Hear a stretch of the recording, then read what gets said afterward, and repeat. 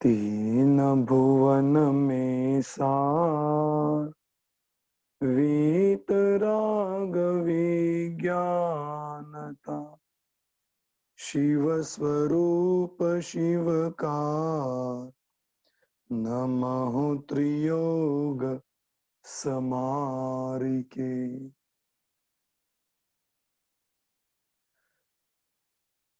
प्रतिदिन की भांति सायंकालीन समय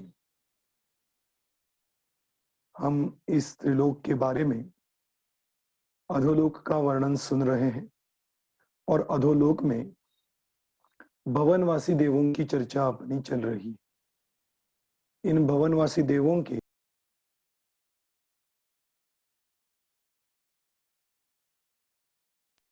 इंद्र, सामानिक, त्रयस्त्रिंश, पारिषद, आत्मरक्ष, लोकपाल, इनकी सामान्य रूप से अपनी चर्चा हो चुकी है। अभी अपन कर रहे हैं वो अनेक के बारे में चर्चा कर रहे हैं। अनेक मतलब आप सबको याद हो गया होगा, अनेक मतलब सेना। वह है तो इंद्र ही, ध्यान रखना, इंद्र देवलोक भवनवासी देव ही है, लेकिन भवनवासी देव होते हुए भी उनकी जिम्मेदारी सेना की तरह होती है, सेना में होने वाले सैनिक की तरह होती है। और इसी बेस पे उनको उस इंद्र का आदेश मानना पड़ता है। यदि इंद्र आदेश दे तो, नहीं तो वो अपना अपना कार्य तो प्रतिदिन की भांति करते ही है। ऐसे उन अनेक देवों की चर्चा अपन अभी कर रहे हैं, ठीक है। अब इसके बारे में जो 2 दिन अपनी चर्चा चली, कल भी चली, उसके बारे में किसी को कोई प्रश्न हो तो पूछ लीजिए, नहीं तो अपन आगे चर्चा करते हैं। हाँ, अनुराधा जी पूछिए प्रश्न।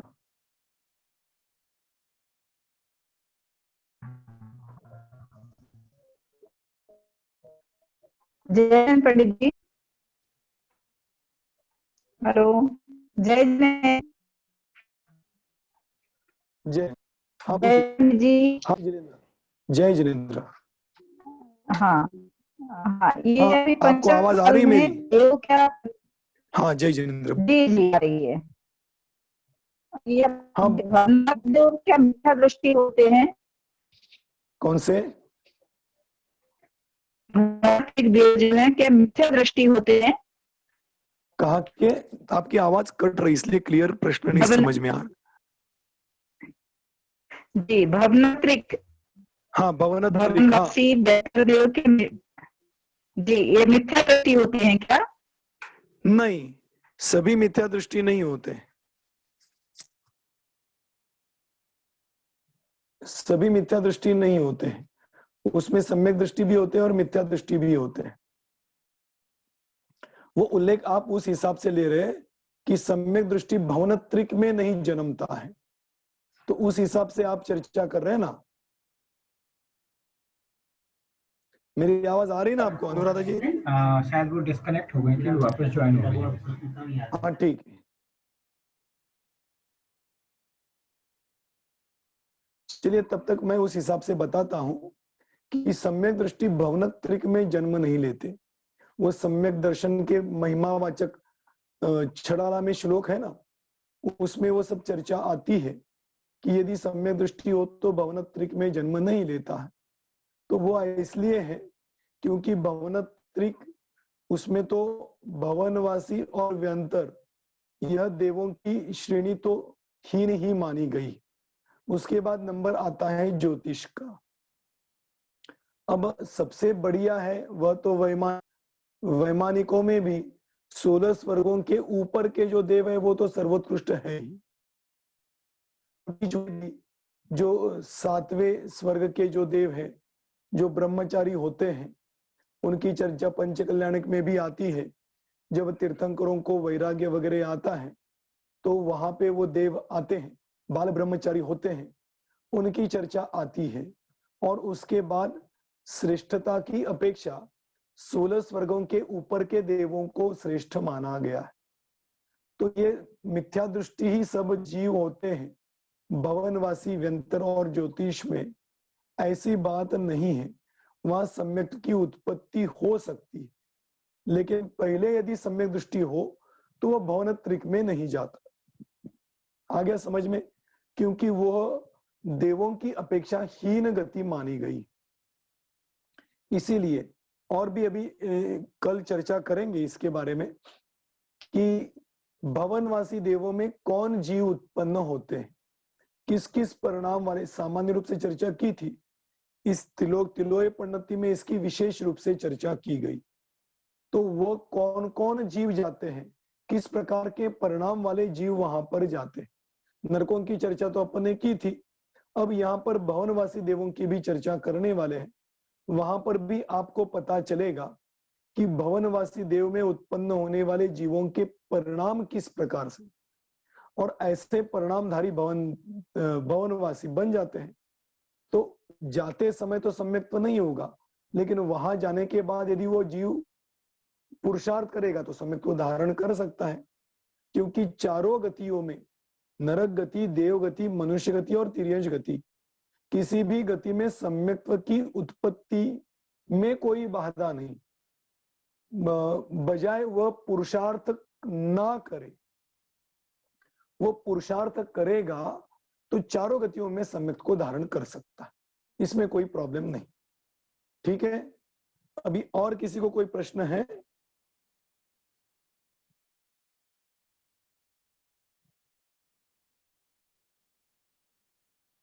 चलिए, शायद किसी को कोई प्रश्न नहीं है तो अपन अपने विषय को प्रारंभ करते हैं। ठीक है, अपन चर्चा कर रहे थे वो भवनवासी देवों के बारे में चर्चा कर रहे थे।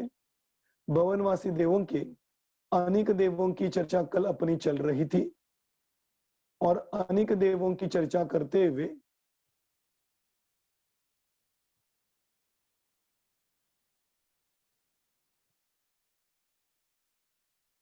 कल हमने देखा था, ये आपके सामने दिखाई दे रहे हैं, वो अनेक देवों का चार्ट है।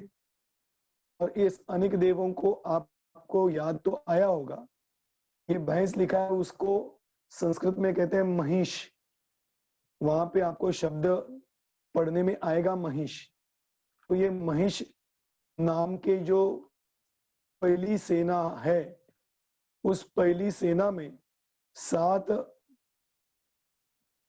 कक्षाएं कल देखी थी, और उसमें यह देखा था कि 7 कक्षाओं में आहिस्ता आहिस्ता संख्या बढ़ती जाती।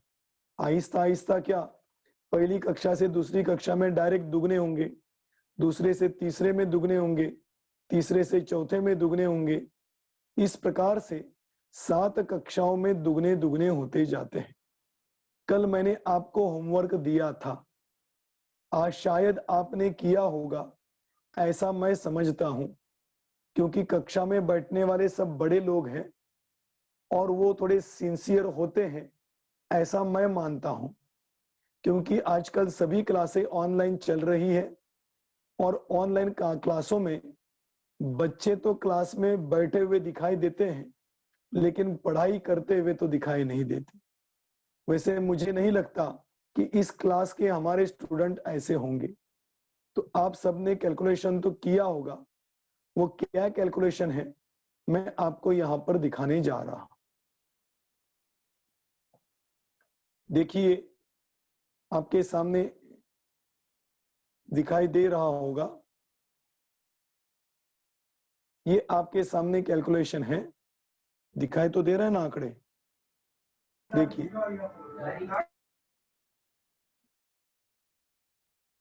मैं थोड़ा इसको बड़ा बनाता हूं तो आपको दिखाई देगा।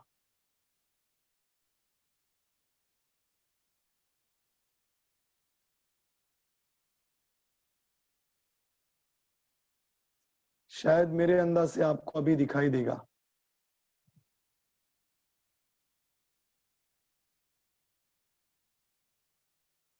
दिखाई दे रहा है ना आंकड़े? हाँ, देखिए, अपन ने इसकी चर्चा कल देखी थी कि पहली कक्षा में 64,000, दूसरे में 128,000, तीसरे में 256,000, चौथे में 512,000, पांचवे में 1,24,000, छठे में 2,048, उसके ऊपर 3 शून्य मतलब 1000, और सातवें में 4,96,000। इस प्रकार से इनकी संख्या बढ़ती बढ़ती पहले महिष नाम का जो भेद है, इस भेद की कुल मिला के संख्या 81,28,000। इतने सेना पहली प्रकार में 7 कक्षाओं में मिलके होते। पहला भेद महिष, उसमें 7 कक्षाएं, इन कक्षाओं को जोड़ दिया जाए तो 81,28,000 इतने देव इस पहले प्रकार में 7 कक्षाओं में मिलकर होते हैं। ठीक है, अब ये जो आंकड़ा आया है, यही आंकड़ा हर प्रकार में आएगा। घोड़ा, दूसरा रथ, हाथी, गंधर्व और नर्तकी, ये जो 7 प्रकार हैं अनेक देवों के, सबको यदि आप जोड़ो तो हर एक सेना की संख्या 81,28,000 इतनी आएगी।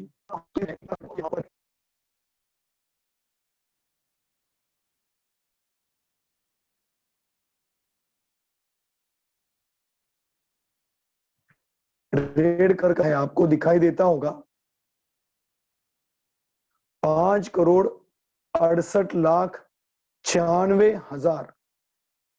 क्या कह रहा हूं, समझ में आ रहा है कि जो 7 प्रकार है किसके, अनेक सेना के, महिष, घोड़ा, रथ, हाथी, प्यादा, गंधर्व और नर्तकी, इनको यदि कुल मिला के जोड़ा जाए, सबकी 7 कक्षाओं को जोड़ा जाए तो यहां पर आता है 5,68,96,000 इतने देव सब अनेक सेना के मिलकर हैं। अब ये संख्या किसकी, असुर कुमार जाति के चमर नामक इंद्र के अनेक सेना की है। क्या कह रहा हूं, शब्दों की ओर ध्यान दीजिए। भवनवासी देवों के मूल भेद असुर आदि 10, हर 10 प्रकार के देवों के 2-2 इंद्र, हर इंद्रों की अपनी परिवार, उस परिवार में एक अनिक है और उस अनिक की संख्या 5,68,96,000 है। ये चमर नाम के इंद्र की इस सेना की चर्चा है। आ रहा है सबको समझ में मैं क्या कह रहा हूं? देखिए फिर एक बार यहां पर दिखाता हूं तो जल्दी समझ में आ जाएगा आपको।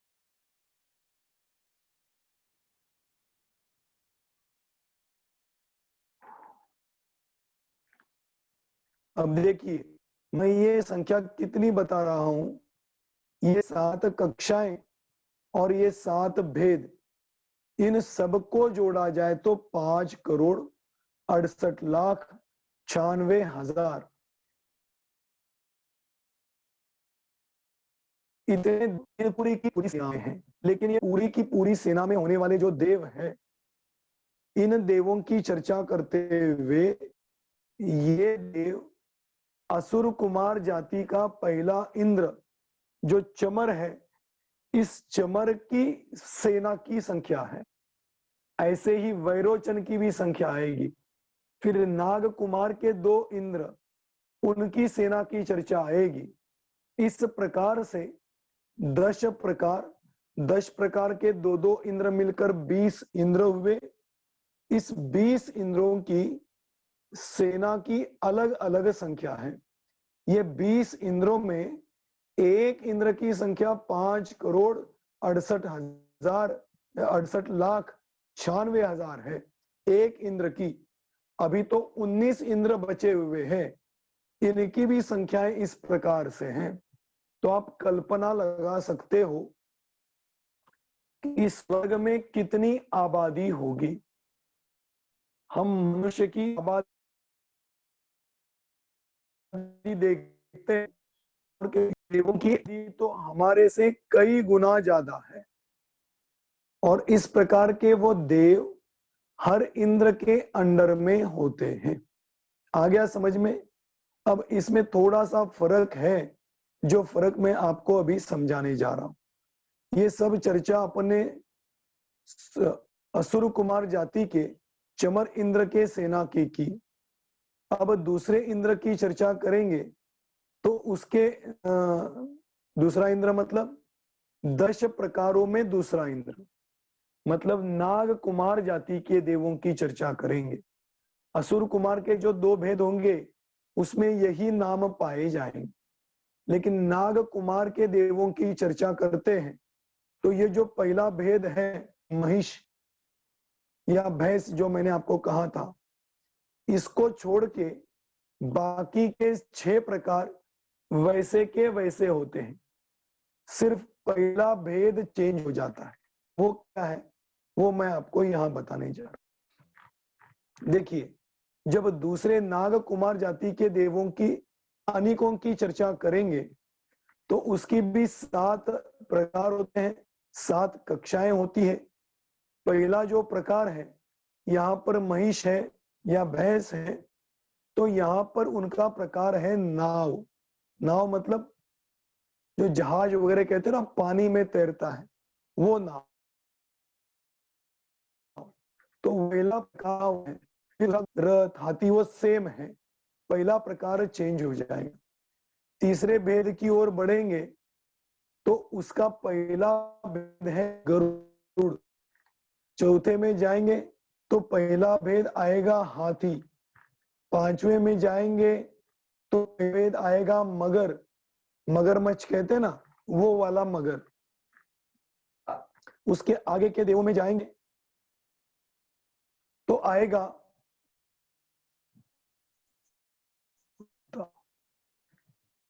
ऊंट। ऊंट मतलब ऊंट जो राजस्थान में होगा वो ऊंट। उसके बाद खरग, खरग नाम आता है। अब इसमें से और एक आगे का नाम है सिंह।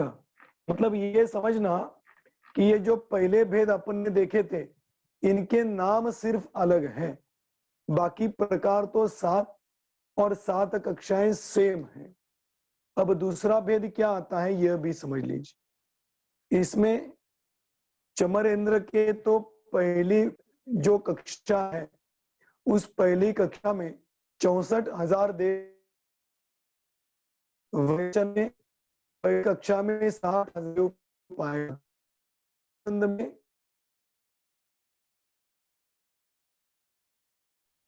अब इन 3 इंद्रों को छोड़कर बाकी के 17 इंद्रों की चर्चा करें तो वो पहली कक्षा में 50,000 देव पाए जाते हैं।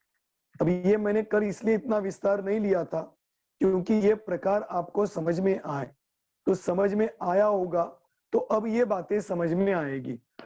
क्योंकि पहली कक्षा में वैरोचन में 64,000 थे, दूसरी कक्षा में 128 हो गए थे। इसी प्रकार से पहली कक्षा में वैरोचन के 60,000 होंगे तो दूसरी कक्षा में वैरोचन के 120,000, मतलब 1,20,000 इतनी संख्या होगी। भूतानंद की चर्चा करेंगे तो दूसरी कक्षा में 1,12,000 संख्या होगी, और बाकी के इसमें 10-10 हजार संख्या होगी। ये 17 इंद्र एक साथ क्यों लिए? क्योंकि 17 के 17 इंद्रों इसी क्रम से संख्या की, इसलिए कुल मिला के इसकी संख्या भी बताई गई है। जैसे चमरेंद्र की हमने देखी थी 5,68,96,000 कुल अधिक देव पाए जाते हैं। अब उसमें दूसरे इंद्र की चर्चा करें तो वैरोचन देव के 5,33,000, 5,33,40,000 ने दूसरे प्रकार के इंद्र के कुल अनिक सेना की संख्या। फिर भूतानंद की चर्चा करेंगे तो 4,97,84,000 ये तीसरे प्रकार के इंद्र की अनिक सेना की संख्या है। अब चौथे से लेके आगे की चर्चा करेंगे तो सबकी संख्या एक समान है और वो है 4,44,50,000। 4,44,50,000 ये अनिक सेना की संख्या 17 इंद्रों की है। 17 इंद्रों की मतलब हर एक इंद्र की सेना 4,44,50,000 इतनी होगी। आ गया समझ में? 17 इंद्रों की सेना नहीं, 17 इंद्रों में से प्रत्येक की सेना 4,44,50,000 इतनी होती। इसलिए मैंने आपको कल बताया था यदि ये समझ में आए चार्ट तो आगे का समझना बहुत आसान है, क्योंकि इसका हिसाब यही है। वैरोचन का इसका दुगना दुगना करता जाओ, भूतानंद का इससे दुगना दुगते जाओ, और बाकी के 17 इंद्रों के बारे में भी यही है। पहली कक्षा 50,000, दूसरी कक्षा 1 लाख, तीसरी कक्षा 1.5 लाख, चौथी कक्षा 2 लाख। बराबर बता रहा हूं मैं? नहीं, गलत हो गया ये। मैंने इसलिए आपको बताया कि आप सुनते सुनते हाँ बोलते जाओगे, लेकिन मेरे साथ भी मुश्किल ये है कि आपके चेहरे नहीं दिखाई दे रहे, तो आप क्या मान रहे हो ये समझ में नहीं आया। देखिए 17 इंद्रों का यदि आप कैलकुलेशन करोगे तो पहली कक्षा में 50,000, तो कक्षा में इससे दुगने कितने हुए? 1 लाख। तीसरी कक्षा में 1.5 लाख नहीं होंगे, 1 लाख के दुगने 2 लाख होंगे। चौथी कक्षा में 2 लाख के दुगने 4 लाख। आ गया समझ में?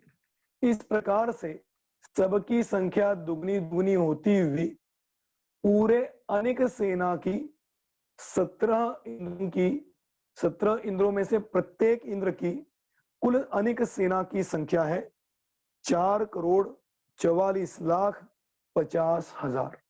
देखना ये सब अनिक सेना है ना, ये सब करोड़ों में है, लाखों में भी नहीं। इस प्रकार से इन सब की संख्या की चर्चा आती है। और आगे तो ये बताया कि जो हीन जाति के मतलब हर इंद्र के किल्विशिक, अभियोग्य आदि जो देव होते हैं ना, वे असंख्यात होते हैं। तो ये देखो, ये तो संख्यात तो हुए, वो देव असंख्यात हो गए। अब इनको सब कुल मिला के निकालोगे तो अपने आप ही असंख्यात होंगे। इसलिए कहा था कि भवनवासियों के भवन में संख्यात योजन विस्तार वाला भवन में संख्यात देव होते हैं और असंख्यात योजन विस्तार वाले भवनों में असंख्यात देव रहे। आ गया समझ में? इसका इस प्रकार से आगे पीछे लिंक लग जाता है। ये बातें आपको अभी समझ में तो आई होगी, ऐसा समझ के अभी आगे बढ़ते हैं।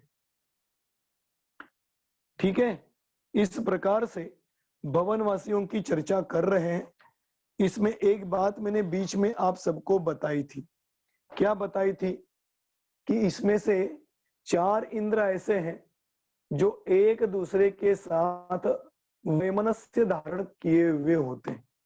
उसकी चर्चा थोड़ी सी यहाँ पर, जैसे चमरेंद्र मतलब असुर कुमार जाति के जो 2 इंद्र है ना, चमर और वैरोचन।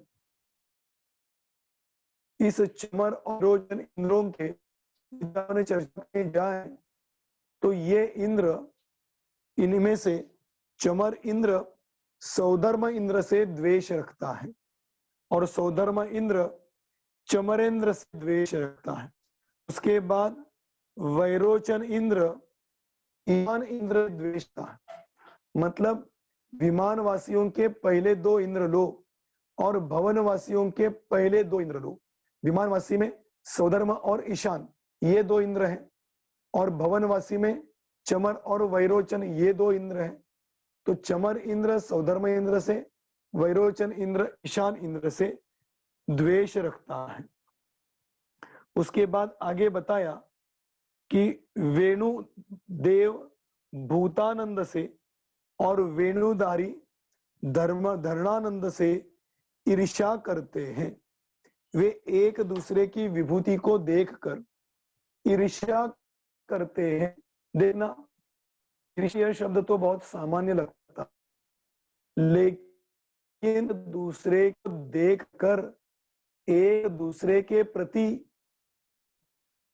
समता भाव धारण नहीं करना, वास्तव में ये ईर्ष्या का प्रकार होता है। अपन भी देखते हैं लोक में, अपने से अमीर व्यक्ति को देख के, या अपने समान क्लास में पढ़ते हो ना, आप भी पढ़ चुके होंगे, एक कंपटीशन वाले 2 विद्यार्थी कभी एक दूसरे की स्तुति नहीं करेंगे, बल्कि एक दूसरे से हमेशा ईर्ष्या भाव रखेंगे। मेरा दोस्त है, मेरी कंपटीशन में है, समझ लो एक एग्जाम में उसने मेरे से अच्छे मार्क्स लिए, तो मैं ये कभी नहीं कहूंगा अरे तुमने तो बहुत बढ़िया मार्क्स लिए, उसकी स्तुति किसी के सामने नहीं करूंगा। और दूसरी एग्जाम में मैंने अच्छे मार्क्स लिए तो वो भी मेरी स्तुति नहीं करे। इसको कहते हैं ईर्ष्या भाव। तो ऐसे ये 4 इंद्र एक दूसरे के साथ ईर्ष्या भाव धारण कर। क्यों ईर्ष्या भाव धारण करते हैं? देखिए, संपत्ति तो सबके पास है, यहाँ के 2, यहाँ के 4 और यहाँ के 4, सबके पास अपनी अपनी विभूति है, अपना अपना इंद्र पद है, अपने अपने अधिकार है, फिर भी ईर्ष्या भाव क्यों रखते हैं? देखिए, बात ऐसी है, कारणानुविधायी कार्याणि, बिना कारण के कोई कार्य नहीं होता। अब इसमें क्या कारण हो सकता है?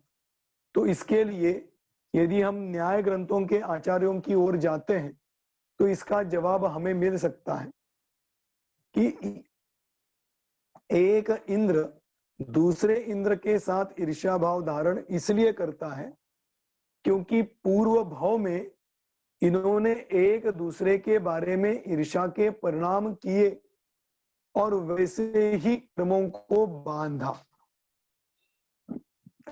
इस ध्यान रखना, सौधर्म इंद्र और चर इंद्र, ये जो 2 इंद्र जीव है ना, ये जीव निश्चित रूप से पूर्व भाव में एक दूसरे के प्रति ईर्ष्या बने ऐसे कर्मों को बांध कर ही जन्मते। देखो, इसमें ऐसा पता चलता है कि कितनी फिक्स व्यवस्था है, कितनी क्रमबद्ध व्यवस्था है, कितनी परफेक्ट व्यवस्था है। क्योंकि आगे जाके ये 2 इंद्र बनने वाले हैं, ये यदि पहले ही फिक्स नहीं होता तो ऐसे दोनों के ईर्ष्या भाव भी नहीं बनते, और ईर्ष्या भाव योग्य कर्म पूर्व भाव में भी नहीं बनते। पूर्व भाव में यदि कर्म बनते हैं तभी तो अगले भाव में जाके इंद्र बनकर एक दूसरे से ईर्ष्या करेंगे ना। यदि नहीं बनते तो वो एक दूसरे के साथ ईर्ष्या क्यों करते?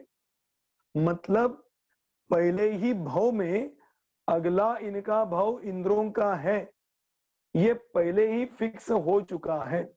वो उनकी पर्याय पहले भाव में ही फिक्स हो चुकी है। यदि फिक्स नहीं होती तो ऐसे कर्म वो दोनों जीव नहीं बांधते। आ रहा है समझ में मैं क्या कह रहा हूं? यह पहले फिक्स नहीं होता तो द्वेष भी नहीं करते, ये पहले फिक्स नहीं होता तो वो ही जीव उस देव के रूप में उत्पन्न नहीं होता। लेकिन ये फिक्स है इसलिए वो वहां पर उत्पन्न होता है। ऐसे ही आता है ना कि नारायण और बलभद्र के बारे में भी आता है कि नारायण और बलभद्र में इतना प्रेम होता है, इतना वात्सल्य होता है कि वे कभी एक दूसरे को छोड़कर जिंदा रहना भी पसंद नहीं करते। एक दूसरे को छोड़कर अलग रहना पसंद नहीं करते। इतना प्रेम इन दोनों में होता है। इसलिए तो कहते ना कि राम और लक्ष्मण के बारे में आता है, उसके बाद श्री कृष्ण के बारे में भी आता है कि लक्ष्मण नारायण था और राम बलभद्र थे। लक्ष्मण के मृत्यु के राम, देखो वो घटना अभी वो कहानियां नहीं सुनाऊंगा, लेकिन हिंट देता हूं कि लक्ष्मण को इतनी बात पता चली कि अरे राम की मृत्यु हुई है, यह सुनकर ही मर गए।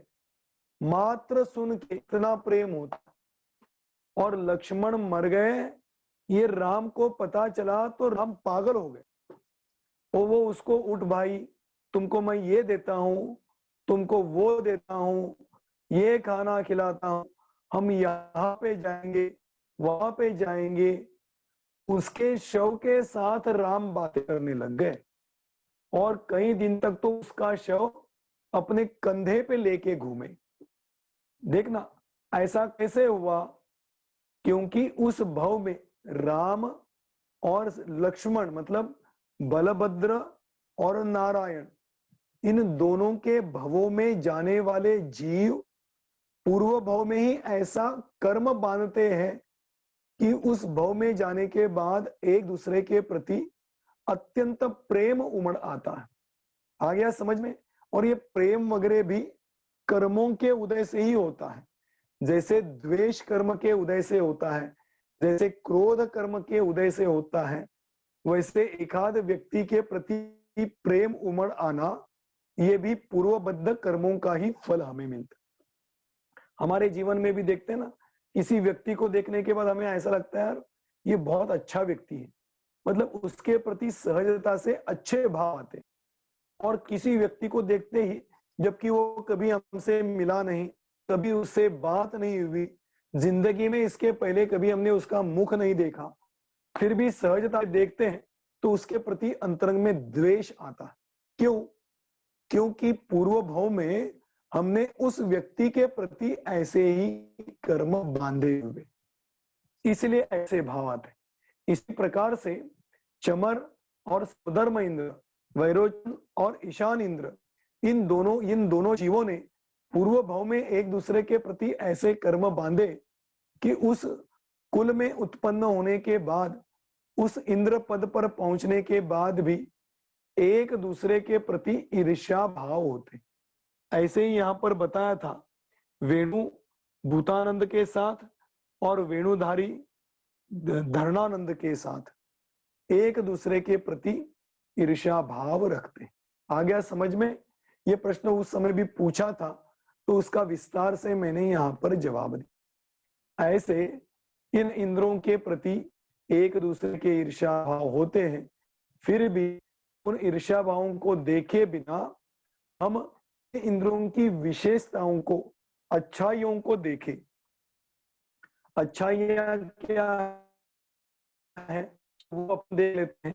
आपके सामने दिखाई दे रहा है, ये भवनवासी देव का भवन है। कल हमने इसकी थोड़ी सी चर्चा की, आज भी थोड़ी सी चर्चा कर लेते। ये जो चौकोन चौकोन दिखाई दे रहे हैं, ये भवनवासियों के प्रासाद हैं। प्रासाद मतलब उनके घर समझ लो, बंगले हैं। अपनी भाषा में कहें तो बंगले। जैसे ये कॉलोनी है और कॉलोनी में इन भवनवासी देवों के बंगले हैं और ये रास्ता है। कॉलोनी को कहा भवन और कॉलोनी में होने वाले बंगलों को कहा प्रासाद। आ गया समझ में? तो ये हर भवनवासी देवों के प्रासाद है। इन प्रासादों चौकोन है ऐसा कहा, लेकिन इसके बारे में उल्लेख आया है कि ये प्रासाद विविध प्रकार के होते हैं। मतलब आकार के भी होंगे, रंग अलग अलग होंगे, शेप अलग अलग होगा, कुछ भी हो सकता है। लेकिन विचित्र, विचित्र मतलब विविध प्रकार के आकार के ये प्रासाद होते हैं। ये प्रासाद कैसे होते हैं, इन प्रासादों में क्या क्या होता है और वहां पे जीव क्या क्या करता है। आप सोचते होंगे यार घर ये क्या करता होगा, लेकिन बहुत अच्छी बातें इसमें करता है और बुरी बातें भी करता है। अच्छी बातें क्या करता है, बुरी बातें क्या करता है, इसके बारे में अपन कल चर्चा करने वाले। आज हम कर रहे हैं इस भवनों में होने वाले अकृत्रिम जिनालय की सामान्य चर्चा। विशेष चर्चा तो कल करी, आज सामान्य चर्चा कर रहा हूं। तो यहाँ पे जो प्रासाद है ये उल्लेख आता है, भवन वासियों के भवनों में वेदियां होती है और इन सब वेदियों के बीच में एक पर्वत होता है, जो पर्वत 100 योजन विस्तार वाला होता है, बिल्कुल बीचों बीच। ये संख्यात योजन विस्तार वाला हो या असंख्यात योजन विस्तार वाला हो, लेकिन ये जो उसका पर्वत है, ये पर्वत बिल्कुल बीचों बीच सेंटर में होता है।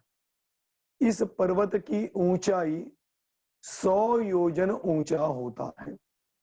जमीन भूतल पे 100 योजन चौड़ा होता है और ऊपर जाते जाते छत के पास 50 योजन चौड़ा रह जाता। इस प्रकार से वेत्रासन के समान इस पर्वत का आकार होता है। इस पर्वत पे अलग अलग वीथियां मतलब रास्ते भी होते हैं। इस पर्वत के ऊपर वृक्ष भी होते हैं। ऐसे सब बहुत सुंदर ऐसा आकार इस पर्वत का होता। इस पर्वत की तलहटी में वेदी होती है। ये जो आपको दिख रही है ना ग्रीन कलर के बीच में, ये वेदी होती है। ये वेदी सुवर्ण की यहाँ पे दिखाई दे रहा है, देखो ऐसी ये वेदी होती है। ये वेदी सुवर्ण निर्मित वेदी होती है। इस वेदी के अभ्यंतर मतलब अंदर की तरफ अलग अलग प्रकार के वृक्ष, बावड़ियां मतलब तालाब आदि बहुत सुंदर आकार से बने हुए यह सब वेदी के अंदर का वन रूपी भाग होता है। देखना, जितनी भी चर्चा हम देवों की करेंगे वे सब अलग अलग प्रकार के वनों से बने हुए भाग हैं। इसी के भी चारों दिशाओं में ये दिखाई दे रहा है ना, ये सब वन होता है। बहुत सुंदर सुंदर वृक्ष होते हैं, बहुत अच्छे अच्छे वृक्ष होते हैं और इस जिसको कि प्राकृतिक संपदा से परिपूर्ण ऐसे भवनवासी देवों के ये भवन होते। इस प्रकार से ये पर्वत भी इसी प्रकार से वेदी से और वृक्षों से भरा हुआ पर्वत है। और यह पर्वत ऊपर की तरफ, इस पर्वत के ऊपर छत के ऊपर ये अकृत्रिम जिनालय होता है। ये मैंने कल कहा था, ये अकृत्रिम जिनालय है। इस अकृत्रिम जिनालय में कितनी प्रतिमाएं होगी, कुछ दिन पहले मैंने ये बताया था। इसका उल्लेख नहीं है, वैसे उल्लेख पढ़ने में तो अभी भी नहीं आया है, लेकिन आगे पढ़ते पढ़ते एक जगह मुझे एक रेफरेंस मिला, उसके द्वारा मैं आपको बताना चाहता हूं।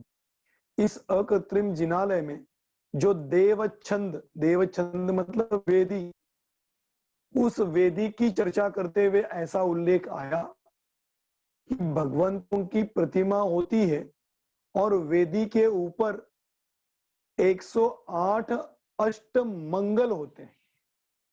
अष्टमंगल कौन से चर्चा करेंगे आप इतना समझना, तो 108 मंगल होते हैं, 108 अष्टमंगल कहलाते हैं। ये अष्टमंगल और अष्ट प्रातिहार्य ये भगवंतों की विभूति होती। जहां पर भी भगवंतों की प्रतिमा विराजमान की जाती है, कृत्रिमता की बात कर रहा हूं, वहां पर भी मंदिर में अष्ट प्रातिहार्य और अष्टमंगल रखे जाते हैं। तो यहाँ पर 108 अष्टमंगल है।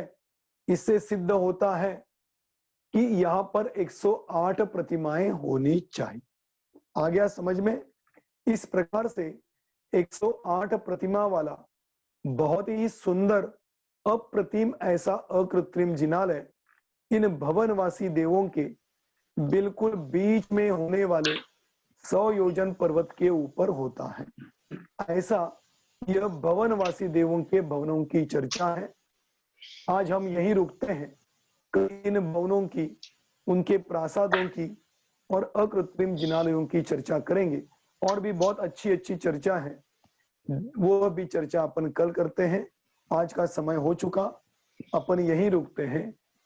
इसके बाद यहाँ पर लब्धियों के बारे में प्रवचन प्रारंभ होने जा रहा है। आप सब इसका, रिद्धियों के बारे में प्रवचन होने जा रहा है, आप सब इसका लाभ अवश्य ले। जय बोलो महावीर भगवान की जय।